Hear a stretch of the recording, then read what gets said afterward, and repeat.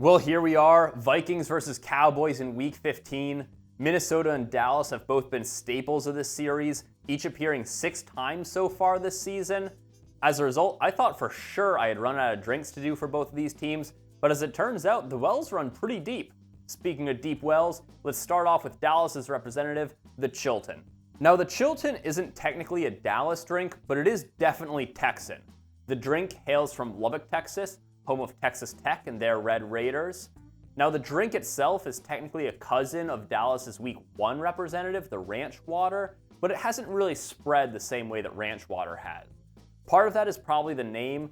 Chilton isn't really as marketable as Ranch Water, but part of it is also probably the drink itself. See, while the Ranch Water has a lot of character to build off of with its tequila, lime juice, and Topo Chico, the Chilton is instead vodka, lemon juice, and club soda.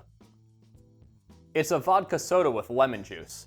I know that's technically a perfectly solid drink and not much different than a Ranch Water when you really get down to the fundamentals, but something about it just feels so sad. It feels like the cocktail equivalent of a Chip Buddy, just profoundly boring and mid. Minnesota's representative is in many ways quite similar, but with a lot more color. It's the Grape Ape. The Grape Ape was created in 1995 at the Loon Cafe in downtown St. Paul by bartenders Danny Baker and Marcus Dorn. As the story goes, it was a Saturday afternoon and they were just messing around with a couple of new bottles that they happened to get in. Those bottles in question being Absolute Citron and Buddy's Grape Soda. The end result is a dead simple equal parts cocktail consisting of citrus vodka, grape soda, and sour mix, which is equal parts lemon and lime juice. Now, 2 interesting things about the Grape Ape. Number 1, while that recipe is the official Loon Cafe spec, you'll find countless variants on it across the Twin Cities. Basically, as long as you've got a hard grape soda, you can call it a Grape Ape and get away with it. Secondly, though, is that instead of being served in the highball, the Loon Cafe Grape Ape is served down in a rocks glass. That means instead of the usual 4+ ounces of soda that you would get in a highball version, the entire Loon Cafe drink is only 4.5 ounces. As a result, drinkers can throw them back way quicker than you could your typical Collins. So this is a tricky one because the Chilton is essentially a subset of the Grape Ape. I couldn't swap out the grape soda for the Chilton's club soda because the grape soda is the most distinctive part of the Grape Ape, and the Grape Ape already contains vodka and lemon juice from the Chilton. So as a result, instead I decided to put in some tequila for Texas, giving us a final spec of 2 ounces of tequila. This should probably be a Blanco tequila based on everything, but I don't have Blanco tequila, and this Reposado is going to give us a more interesting drink overall, so I figured, why not? Let's just roll the dice, go with the Reposado, see how it turns out.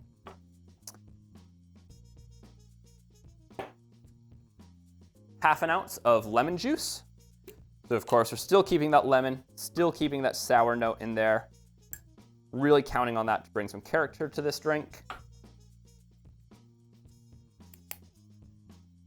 And then just real quick, I'm gonna give those a really quick stir just to kind of get them incorporated before we add our final ingredient, because I want this to kind of be mostly homogeneous before I toss it in. There you go, real quick, like I said. Then finally, our last ingredient, 3 ounces of grape soda. Now for a Grape Ape, this should be Buddy's Grape Soda. Obviously, I was not able to get that here in DC, so I'm making do with what I could get, which is Poppy Grape Soda. So this is a prebiotic soda. I take full responsibility for if this is ass, because this is quite literally the only grape soda I could get a single can of here. We're gonna top that off with about 3 ounces, give or take. Interesting, not a whole lot of carbonation in that. I will say though, it's hitting all those grape notes. This tastes like some cough medicine right here. That really does taste like purple. There's a couple off notes in there though. It's not quite as sweet as your typical grape soda though, so we'll see how that bodes for this drink. But yeah, that is our dead simple Grape Snake. Let's give it a try. Whoa! Woo! Wow. The tequila absolutely dominates that grape soda. until the very end. That tequila is the most prominent note in this drink until at the very end when the lemon juice and grape soda finally kind of make a push and you start getting their flavors in the back end. It is hard to tell how much of that is truly due to the balance of this drink and how much of this just comes to my choice of grape soda. I think that is like the massive asterisk on this drink in regards to literally everything I say about it, right? This is a 3-ingredient mixed drink right here, right? I would hesitate to even call this a cocktail. And so as a result, so much of your experience with this drink is really gonna come down to which grape soda you use. All I can speak to is what my specific spec with a Reposado tequila instead of a Blanco and this poppy grape soda instead of like a Fanta or other sort of more traditional grape sodas. That's all I can speak to. And I can tell you right now, it is tequila forward for sure.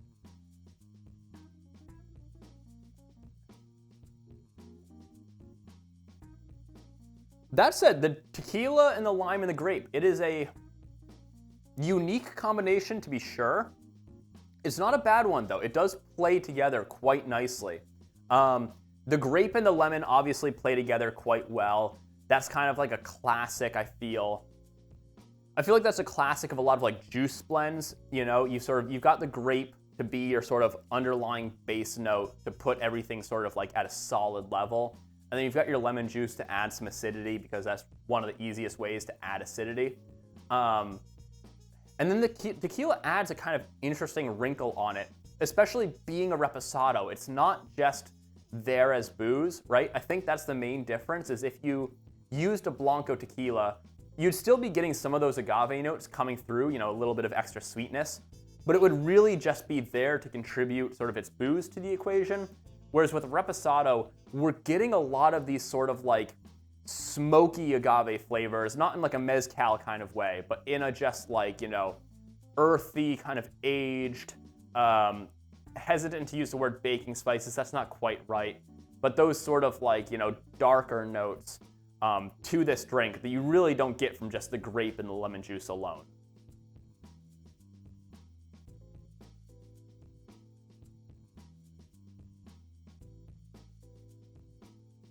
Yeah, but it is certainly tequila forward. You certainly taste it immediately from the first sip. You're tasting that tequila. You're aware of its presence in this drink. It's really, I mean, there's only 3 ingredients. There's nowhere for it to hide. And we're certainly, you know, because we're serving this down in a rocks glass, we're not like trying to hide it with a mountain of grape soda. We're sort of accepting that it is going to be one of the pillars of this drink and it's going to contribute a lot of flavor and a lot of the overall experience of this drink. But yeah, I can certainly feel the other 2 drinks that I've shot today creeping up on me with this one, because this is very similar to the Groke.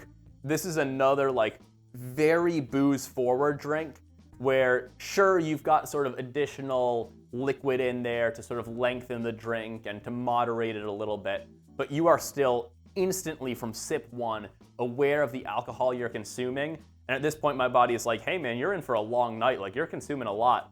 But such is life making these videos. It is kind of funky though. I am really interested to explore this flavor combination with other grape sodas and with like a Blanco tequila.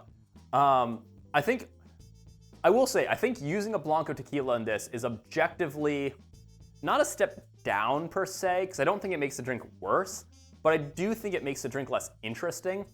I do think, honestly though, this drink probably would benefit from a more syrupy grape soda.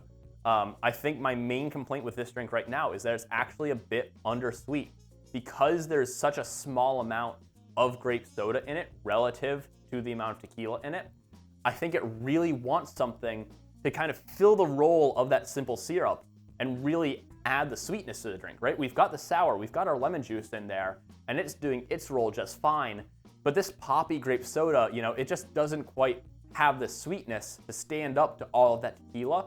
And so I think it would really benefit from, you know, a more classic like Fanta or Crush, you know, something that's like really packed with sugar on the Grape Soda front.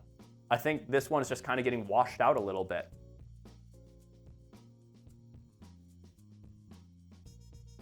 But the flavor combination is really interesting, right? Like I certainly have no qualms with this flavor combination. I think grape and tequila is a very kind of strange flavor combo that you don't get a lot.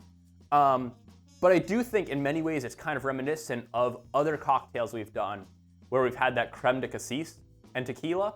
I think it achieves a similar effect where you've got those sort of like very deep purpley fruit notes combined with this sort of, sweet but slightly roasted notes of the Reposado tequila.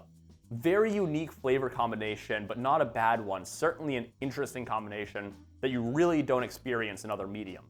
Well, certainly a simple matchup, but we'll see if this game is as clear-cut in the simulation. The Cowboys start off with the ball and immediately go 3 and out as the Vikings bring relentless pressure.